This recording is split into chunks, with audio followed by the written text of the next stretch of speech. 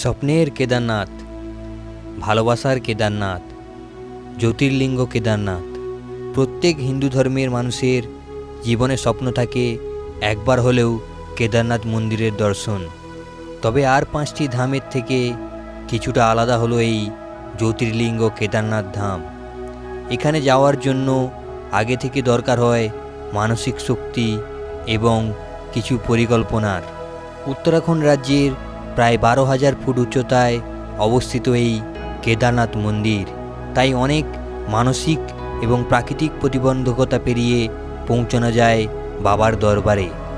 যারা এই বছর কেদারনাথ যাত্রার পরিকল্পনা করছেন তাদের এই ভিডিওর মাধ্যমে জানাবো কোন কোন স্টেপে যেতে পারবেন কেদারনাথ মন্দির এবং কতই বা খরচ হবে এবং কি কি পরিকল্পনার দরকার, সব কিছু ইনফরমেশন থাকবে এই ভিডিওর মাধ্যমে। তাই ভিডিওটি শেষ পর্যন্ত দেখতে থাকুন আর মনে মনে বলুন জয় শ্রী কেদার।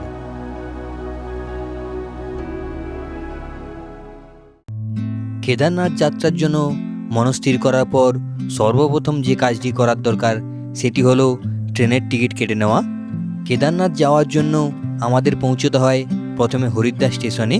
হরিদ্বার যাওয়ার জন্য হাওড়া থেকে 3টি ট্রেন চলে, কুম্ভ এক্সপ্রেস বা উপাসনা এক্সপ্রেস এবং দুন এক্সপ্রেস। দুন এক্সপ্রেস সপ্তাহে প্রতিদিনই চলে এবং সময় লাগে প্রায় 33 ঘন্টার মতো, আর কুম্ভ বা উপাসনা এক্সপ্রেসে সময় লাগে 27 ঘন্টার মতো। ভাড়া আমি স্ক্রিনে দিয়ে দিলাম। ট্রেনের টিকিট কাটার পর পরবর্তী কাজ হলো রেজিস্ট্রেশন করা। কেদারনাথ যাত্রার জন্য রেজিস্ট্রেশন বাধ্যতামূলক, এটি চেক হয় প্রতি জায়গায়। মন্দিরে ভিড় থাকে প্রচুর, তাই স্লট পাওয়ার অসুবিধা হয়। আগে থেকেই অনলাইনে রেজিস্ট্রেশন করে নেবেন।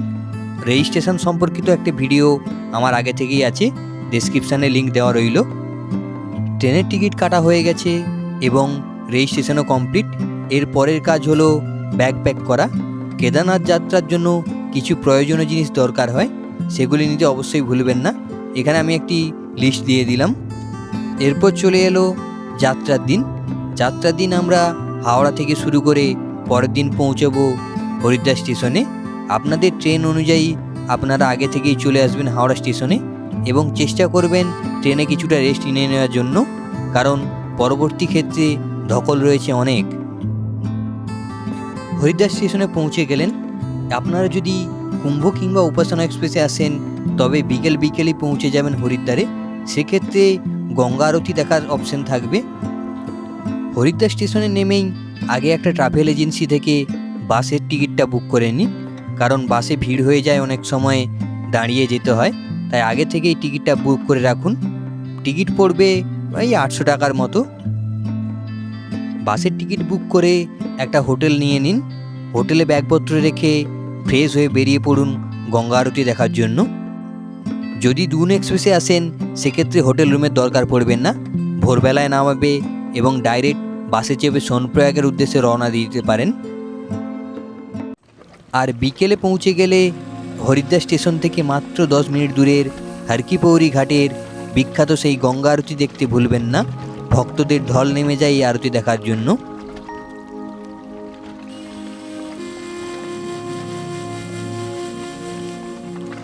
যদি আপনাদের অনলাইন রেজিস্ট্রেশনের স্লট না পান সেক্ষেত্রে আপনারা হরিদ্বারে এসে ঋষিকুল গ্রাউন্ডে অফলাইন রেজিস্ট্রেশনও হয়, সেখানে গিয়ে অফলাইন রেজিস্ট্রেশনটা অবশ্যই করিয়ে নেবেন। শুধু আধার কার্ড দেখিয়েই রেজিস্ট্রেশন সম্পন্ন হয়। এরপর আবার হরিদ্বার মার্কেটে এসে কিছু প্রয়োজনীয় জিনিস কিনে নিন। শীতের জ্যাকেট, রেনকোট এবং কিছু স্ন্যাক্স এবং ড্রাই ফ্রুটস এগুলো নিয়ে নেবেন, কারণ যত উপরের দিকে উঠবেন তত এগুলির দাম বাড়তে থাকবে। তারপর ডিনার সেরে হোটেলে এসে তাড়াতাড়ি ঘুমিয়ে পড়ুন। ভোর উঠতে হবে বাসের জন্য। পরের দিন ভোর উঠে চলে আসুন স্টেশনের সামনেই বাস স্ট্যান্ডে। এখান থেকেই বাসগুলি ছাড়ে। বাসে চেপে রওনা দিন সোনপ্রয়াগের উদ্দেশ্যে। পাহাড়ি রাস্তা দিয়ে অপরূপ সুন্দর দৃশ্য দেখতে দেখতে প্রায় 8 ঘন্টার মধ্যে পৌঁছে যাবেন সোনপ্রয়াগ বাস স্ট্যান্ডে। সোনপ্রয়াগ বাস স্ট্যান্ড সোনপ্রয়াগ বাজার থেকে প্রায় 1 কিলোমিটার দূরে এবং বাস স্ট্যান্ড থেকে আপনাদের বাজার পর্যন্ত হেঁটেই যেতে হবে। এই সোনপ্রয়াগেই রেজিস্ট্রেশন চেক হয়। এখানে রেজিস্ট্রেশন চেক করে আপনারা রাত্রিটা সোনপ্রয়াগেও কাটাতে পারেন অথবা এগিয়ে যেতে পারেন গৌরীকুণ্ডের উদ্দেশ্যে। তবে সোনপ্রয়াগে হোটেলের ভাড়া একটু কম হয়, গৌরীকুণ্ডে হোটেলের ভাড়া একটু বেশি হয়। আপনারা ভেবে দেখে ডিসিশান নেবেন। গৌরীকুণ্ড পৌঁছানোর জন্য আপনাদের শেয়ার জিপ ধরতে হবে।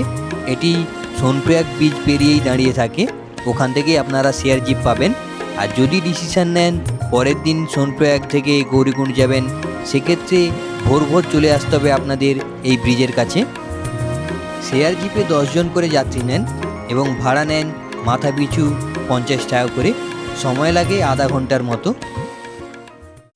সোনপ্রয়াগ থেকে যদি দিনের দিন গৌরীকুণ্ডে আসেন, সেক্ষেত্রে একটা হোটেল নিয়ে নেবেন। ওই দিনই ট্রেকিং করে উপরের দিকে ওঠার দরকার নেই, অনেকটা পথ যেতে হয়, তাই রেস্ট নিয়ে নিয়ে যাওয়াই ভালো। হোটেলে ব্যাগপত্র রেখে গৌরীকুণ্ডের উষ্ণকুণ্ডের জলে স্নান করে খাওয়া দাওয়া সেরে কিছুটা রেস্ট নিয়ে নিন।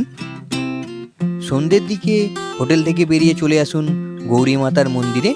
এখানে পুজো অর্চনা দেখে এবং আশপাশটা একটু ঘুরে নিন। তারপর তাড়াতাড়ি ডিনার সেরে শুয়ে পড়ুন। পরের দিন ভোর ভোর উঠে পড়ুন। যত ভোর ভোর ট্রেকিং শুরু করতে পারবেন ততই আপনাদের কষ্ট কম হবে।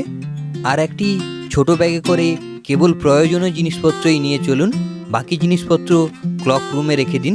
এখানে ক্লক রুমে প্রতিদিনের ভাড়া নেয় ব্যাগ পিছু 100 টাকা করে। আর সঙ্গে একটি বাঁশের লাঠি নিতে ভুলবেন না, এটি আপনাকে পাহাড়ে উঠতে খুবই সাহায্য করবে। দাম নেয় 50 টাকা করে। এরপর জয় শ্রী কেদার বলে শুরু করুন গৌরীকুণ্ড থেকে কেদারনাথ যাত্রা। প্রায় 22 কিলোমিটারের রাস্তা, তাই তাড়াহুড়ো না করে আস্তে আস্তে পায়ে এগিয়ে চলুন বাবার মন্দিরের দিকে। যদি পায়ে হেঁটে বাবার কাছে পৌঁছতে না পারেন, সেক্ষেত্রে ঘোড়া বা খচ্চরও রয়েছে। প্রায় 3000 টাকায় আপনাদের পৌঁছে দেবে মন্দির পর্যন্ত। এছাড়া পিট্ঠুর মাধ্যমেও আপনারা মন্দির অবধি পৌঁছতে পারবেন। পিট্ঠু ভাড়া নেয় ওয়েট হিসাবে, 8000 থেকে 12000-এর মধ্যেই আপনাদের মন্দিরে পৌঁছে দেবে। আর রয়েছে ডলি, অর্থাৎ 4 জন পালকি করে আপনাদের মন্দির পৌঁছে দেবে। সেক্ষেত্রে ভাড়া হয় 10 থেকে 15,000-এর মধ্যে।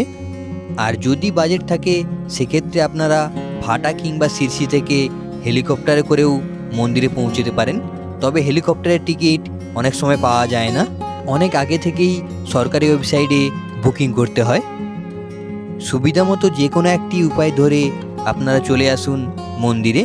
ডলি, ঘোড়া কিংবা পায়ে হেঁটে সময় লাগে 8 থেকে 12 ঘন্টার মতো। কেদারনাথ এসে প্রথমেই বাবার মন্দিরে একবার দর্শন করে নিন। এই দিন পুজো দিতে পারবেন না, বাইরে থেকেই দর্শন সেরে বেরিয়ে পড়ুন এবার একটা রুমের ব্যবস্থার জন্য। এখানে হোটেলের রেট প্রচুর হয়, তাই বাজেট না থাকলে টেন্টে থাকতে পারেন। একটু ভালো মানের টেন্ট চাইলে আপনাদের GMVN-এর টেন্ট নিতে হবে। আর নর্মাল টেন্টও প্রচুর পেয়ে যাবেন, একটু দরদাম করে নেবেন। টেন্টে ব্যাগপত্র রেখে কিছু খাওয়া দাওয়া করে টুকুনের জন্য লাইনে দাঁড়িয়ে পড়ুন। এখানে রেজিস্ট্রেশন দেখিয়ে দর্শনের জন্য প্রত্যেকের টুকুন নিতে হয়। টোকেন সংগ্রহ করে তাড়াতাড়ি ডিনার সেরে শুয়ে পড়ুন। পরের দিন ভোর ভোর উঠে দাঁড়াতে হবে পুজো দেওয়ার লাইনে। পরদিন সকালে ভোর ভোর উঠে ফ্রেশ হয়ে দাঁড়িয়ে পড়ুন পুজো দেওয়ার লাইনে। বিশাল ভিড় হয়, অনেক দূর অবধি লাইন পড়ে যায়, আর পুজো দিতেও বেশ খানিকটা সময় লাগে। তাই একটি পুজোর ডালি কিনে তাড়াতাড়ি দাঁড়িয়ে পড়ুন লাইনে। বাবা কেদারনাথের কাছে পুজো দিয়ে এবং স্পর্শ দর্শন সেরে বেরিয়ে পড়ুন মন্দির থেকে। এরপর চলে আসুন মন্দিরের পেছনে। এখানে সাধু বাবার কাছ থেকে অমৃতকুণ্ডের জল সংগ্রহ করে বাড়ি নিয়ে যেতে ভুলবেন না। এরপরই দর্শন করুন মন্দিরের পেছনে থাকা পবিত্র ভীমশিলার। 2013 সালে এই শিলাই মন্দিরকে বিপর্যয় থেকে বাঁচিয়েছিল। পবিত্র ভীমশিলার দর্শন সেরে আরও কিছুটা পিছিয়ে চলে আসুন আদিগুরু শঙ্করাচার্যের সমাধিস্থলে। এই আদিগুরু শঙ্করাচার্যই হলেন কেদারনাথ মন্দির এবং চারধাম মন্দিরের প্রতিষ্ঠাতা।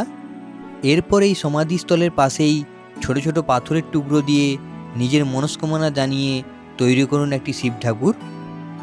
তারপর চলে আসুন কেদারনাথ মন্দিরের পাশের পাহাড়ে অবস্থিত বাবা ভৈরবনাথের মন্দিরে। মনে করা হয় বাবা ভৈরবনাথই হলেন এই কেদারনাথের রক্ষাকর্তা। এরপর সন্ধ্যায় কেদারনাথ মন্দিরের দিব্য আরতি দেখতে ভুলবেন না। এই দিব্য আরতি দর্শন করে রাত্রে ডিনার সেরে রাত্রিটা কাটিয়ে দিন টেন্টেই। পরের দিন সকালে উঠে ব্যাগপত্র গুছিয়ে টেন্ট থেকে রওনা দিয়ে বাবা কেদারনাথের মন্দির আরেকবার দর্শন সেরে নিন এবং তারপর এক রাত স্বপ্ন এবং স্মৃতি নিয়ে বেরিয়ে পড়ুন গৌরীকুণ্ডে নামার জন্য এবং ওই দিনই চলে আসুন সোনপ্রয়াগে। সোনপ্রয়াগে রাত্রিটা কাটিয়ে পরের দিন ভোর ভোর বাস ধরে পৌঁছে যান হরিদ্বার স্টেশনে। আর হরিদ্বার থেকে রাত্রির ট্রেন ধরে রওনা দিন হাওড়ার উদ্দেশ্যে।